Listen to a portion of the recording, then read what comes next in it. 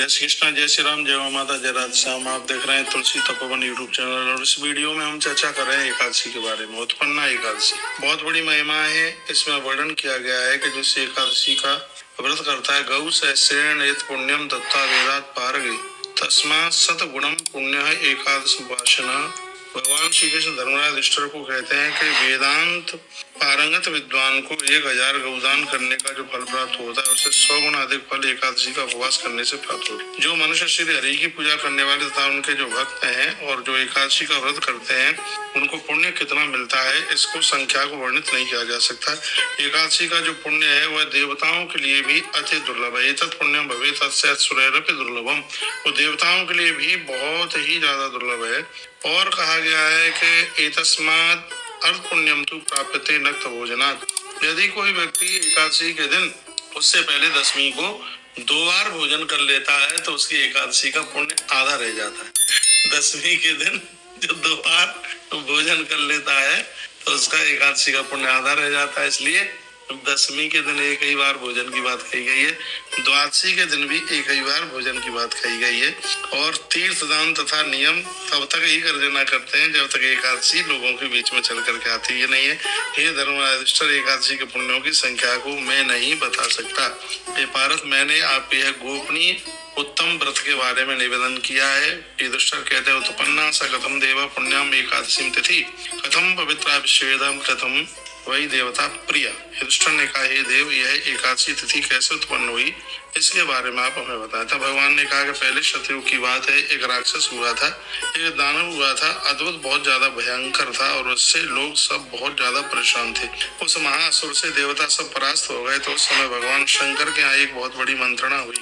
महादेव ने कहा था, देवराज इंद्र, आप गरुड़ध्वज भगवान के पास जाकर इस राक्षस के बारे में बताओ, क्योंकि वही सबके रक्षक है। तो उस समय देवराज इंद्र मेरे पास में आए। स्वयं नारायण ही भगवान कृष्ण के रूप में। उन्होंने भगवान शंकर की वाणी मुझे आकर के बताई। कहा कि ऐसे ऐसे उस राक्षस को, मुर नाम के दैत्य को कैसे भी किसी भी प्रकार के समाप्त किया जाए। तो भगवान कहते हैं, हे युधिष्ठिर, मैंने पूछा था कि कीदृशो दानव शक्र किम रूपम कीदृशम बलम। उसके बारे में, उस राक्षस के बारे में आप बताएं। प्रस्थानम तस दुष्टस्य किम वीरम का पराक्रम हुआ, कहाँ कौन सी जगह पर रहता है, उसके बारे में आप मुझे बताइए। तब देवराज इंद्र ने कहा कि हे प्रभु, बहुत पहले ब्रह्मा जी के वंश में एक तालंजंग नाम का महासुर हुआ था। वह स्वभाव से बहुत ज्यादा क्रूर था। उसका पुत्र दानव और उसी को मुर के नाम से जाना जाता है। और तस्य पुत्रो ही विख्यात मुर नामे थे दानवा, उसका नाम मुर। और वह अत्यंत उत्कृष्ट पराक्रमी और बहुत भारी भयंकर है। वह चंद्रावती नाम की नगरी में रहता है। उससे सभी देवता परास्त हो गए हैं। उसने देवताओं को स्वर्ग से बिल्कुल निकाल दिया है, खदेड़ दिया है। उसने दूसरे इंद्र का ही स्वरूप बना लिया। उसने दूसरे चंद्रमा, सूर्य, वायु और वरुण सब उसने तैयार कर दिए। हे जनार्दन, यह सत्य है कि उससे सब कुछ अपने से बना दिया। उसने एक नई सृष्टि की रचना की है। उसने सभी स्थानों से सभी देवताओं को हटा दिया। निश्चय दानवम दुष्टम देवता नाम भयंकर। कहा गया, त्रदसई सहितो देव गतचंद्रावतीम पुरम। उसकी जो नगरी है, उसके सूर्य और उसके चंद्रमा सब कुछ उसके अलग है। भगवान विष्णु देवताओं के साथ चंद्रावती नगरी में गए। देवताओं ने देखा कि वह दैत्य बार बार गर्जना कर रहा है। युद्ध बहुत भारी हुआ और स्थिति यह हुई थी कि एक बार के लिए भगवान इस युद्ध को छोड़ करके वहां से चले गए। भगवान बद्रीनाथ मंदिर के पास में एक गुफा थी। उस गुफा का नाम था सिंगावती नाम की गुफा। भगवान वहां जाकर के लेट गए। 80 नंबर के श्लोक में बड़ा अद्भुत कहा गया है, विष्णु निर्जतस्तेन गतो भद्रकाश्रमम गुहा सिंगावती नाम तत्र सुप्तो जनार्दन। भगवान उस सिंगावती नाम की गुफा में जाकर के लेट गए। वह 12 योजन की गुफा थी और उसमें एक बड़ा सुंदर सा द्वार था। उसमें सोए हुए भगवान विष्णु को वह दानव मारने के लिए उस गुफा में पहुंच गया। उसी के साथ महायुद्ध करने के कारण शीघ्र ही भगवान के दिव्य विग्रह में से उसी गुफा में एक शक्ति प्रकट हो गई। भगवान को सोए हुए देख करके दानव युद्ध के लिए तैयार था, बहुत खुश हो रहा था। लिखा, निसंदेह हनिष्यामी दानवानाम भयंकर। उसने सोचा, आज मेरे हाथों से मरे, मैं दानवों के लिए भयंकर, इसको मैं अवश्य मार दूंगा। उसने ऐसा संकल्प किया। हे युधिष्ठिर, भगवान विष्णु के शरीर से एक उसी समय कन्या निकली, बेटी निकली। निर्गताम कन्या तत्र विष्णु देहात युधिष्ठिर। भगवान की देह से ही वह प्रकट हुई। वह सुंदरी सौभाग्य संपन्न थी। वह आयुधों को धारण की हुई थी और वह भगवान के तेज से उत्पन्न हुई थी तथा महाबली और पराक्रमता के द्वारा वो संपन्न थी। हे धनंजय, उस कन्या को मुर ने देखा, उस स्त्री ने उसे युद्ध किया और बहुत जोर से युद्ध हुआ। सभी प्रकार के युद्ध में निपुण उस कन्या ने इतना युद्ध किया कि उसके हुंकार से मुर नाम का दैत्य उसी समय भस्म हो गया। 87 नाम का श्लोक है, लिखा है, हुंकार ही भस्म सज्जातो मुर नामा महासुरा। उस कन्या की हुंकार के द्वारा वो जल के राख हो गया। भगवान विष्णु ने कहा, मेरे से अत्यंत उग्र शत्रु को मारा किसने? उसने सत्यंत्र उग्र कर्म को करके मेरे ऊपर बड़ी करुणा की है। भगवान ने कहा। तब कन्या ने कहा, उसने देवताओं, गंधर्व, यक्षों, ऋगों, राक्षसों, इंद्र आदि सबों को जीतकर स्वर्ग से भगा दिया था, इसलिए मैंने प्रभु आपके ही देह से प्रकट होकर के मैंने इसको जला करके राग कर दिया। एकादशी कहने लगी, तत्प्रसादाक्ष भूस्वामिन महादैत्य मयाहत। भगवान ने आपकी कृपा से ही इस दुष्ट को मारा गया, ये कृपा की रही है। भगवान ने कहा, त्रिलोक्य में मुनिगणों को आनंद करने वाली है भद्रे, प्रार्थयामी च देवेशेप्सतम च महाप्रभु यदि सत्यम जगन्नाथ तीसरो वाचो ददास में। भगवान प्रभु कहते हैं कि तू हमसे कोई वरदान मांग ले, दुर्लभ वरदान जो आज तक मैं कभी किसी को न दे पाया हूँ, वो तू मुझसे मांग ले। तब एकादशी ने कहा, त्रिभुवनेषु च देवेषु चतुर्युगेषु सांप्रदा त्रिलोके सर्वत्र तादृशं कुरु मे प्रभु। हे जनार्दन, यदि आप सचमुच मेरे ऊपर प्रसन्न है तो मैं एक वरदान आपसे मांगती हूँ और वो मेरे हृदय में वो सुन लीजिए। हे प्रभु, मैं अपने अविपरीत वरदान के लिए आपसे प्रार्थना करती हूँ। यदि आप 3 बार कहकर अपनी वाणी की सत्यता करें तो फिर मैं बोलूं कि मुझे क्या चाहिए आपसे।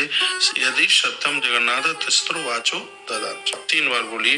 तो भगवान का उसने कहा, एकादशी ने, देवी शाम मुझको 3 भुवनों 4 युगों तक तीनों लोकों में ऐसा बना दीजिए कि मैं आपकी कृपा से सभी तीर्थों में प्रधान हो जाऊं, सभी विघ्नों का विनाश करने वाली हो जाऊं, सभी प्रकार की सिद्धियां मुझ में आकर के समाहित हो जाए। हे प्रभु, आपकी भक्ति से युक्त जो मनुष्य भक्ति पूर्वक मेरी तिथि को उपवास करे उनकी सभी कामनाएं सिद्ध हो जाएं, ये आप हमें मांगे दे दीजिएगा। क्या सुंदर बात कही, सर्व सिद्धि भवे तेषाम यदि तुष्टो सुनिष्टो। भगवान जो उपवास करके नक्त विलंब से एक ही बार भोजन करता है उसको हे माधव आप संपत्ति, धर्म और मोक्ष प्रदान करें। भगवान विष्णु ने कहा, एक बार का भोजन का मतलब है द्वादशी और दशमी को है, ये भोजन एकादशी को नहीं है। भगवान विष्णु ने कहा, कल्याणी तुम जो कह रही हो वही होगा, तुम समस्त मनोरथों को पूर्ण करने वाली होगी, ये सत्य है। संसार में जो मेरे भक्त हैं और वो कहा जो मेरे भक्त हैं तथा कार्तिक मास के भक्त हैं बेचारे युगों में तथा तीनों लोकों में विख्यात होंगे। मैं तुमको अपनी शक्ति मानता हूँ। एकादशी व्रत करने वाले मेरी पूजा करेंगे और मुक्ति प्राप्त करेंगे, इसमें कोई संदेह नहीं है। जो एकादशी का व्रत करेंगे वो मेरे परम भक्त होंगे, ये भगवान ने कह दिया। लिखा है, मम पूजाम कर्षन्ति मोक्ष संशय। जो एकादशी का व्रत करेगा उसे मेरी संपूर्ण पूजा करने का फल तत्काल प्राप्त हो जाएगा। तो यह मेरे भगवान ने बड़ी अद्भुत बात कह दी है। तो यह एकादशी की जो कथा आप सुन रहे हैं, भगवान महादेव कहते दम दत्तावरम तस्यैत स्त्रो वाचो न संशया हृष्ट पुष्टा संजाता एकादशी महाव्रता। उन्होंने कार्तिकेय जी को ये कथा महादेव जी ने सुनाई थी। 3 बार कहकर भगवान ने एकादशी को यह वरदान दे दिया और कह दिया कि हे एकादशी तुम शत्रु को मारती हो, सर्वोत्कृष्ट सदगति मुक्ति प्रदान करती हो, समस्त विघ्नों का नाश करती हो। तुम जो तुम्हारा व्रत करेगा उसके पास सभी सिद्धियां चल करके आ जाएंगी।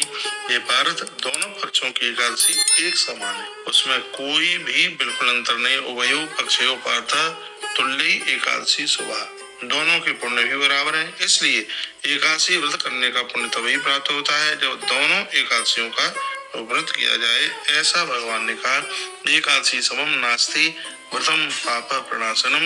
एकादशी के समान पापों को जलाने वाली कोई तिथि नहीं। इसलिए हरि वैष्णव जनों को चाहिए वह 11 का व्रत जरूर करें। हमने आपको उत्पन्न एकादशी की कथा सुनाई, तो ब्रह्म हत्या पापे भ्यो मुंचते नाथ संशय। इस कथा को सुनने मात्र से ब्रह्म हत्या जैसे महापातक दूर हो जाते हैं। विष्णु धर्म समम नास्ति गीतार्थम चरणोपोत्तमम। जैसे वैष्णव धर्म से बड़ा धर्म नहीं है, गीता के स्वाध्याय से बड़ा स्वाध्याय नहीं है, उसी प्रकार से एकादशी से बढ़कर के कोई भी व्रत नहीं है। हरि वैष्णव जनों को अवश्य में भी व्रत करना चाहिए। तो उत्पन्ना एकादशी की कथा हमने आपको सुना दी। आज 26 तारीख है और 26 तारीख यानी 26 नवंबर दिन मंगलवार और उत्पन्ना एकादशी की कथा आपने सुनी। अगली वीडियो में हम आपको पारण का समय बताने वाले हैं।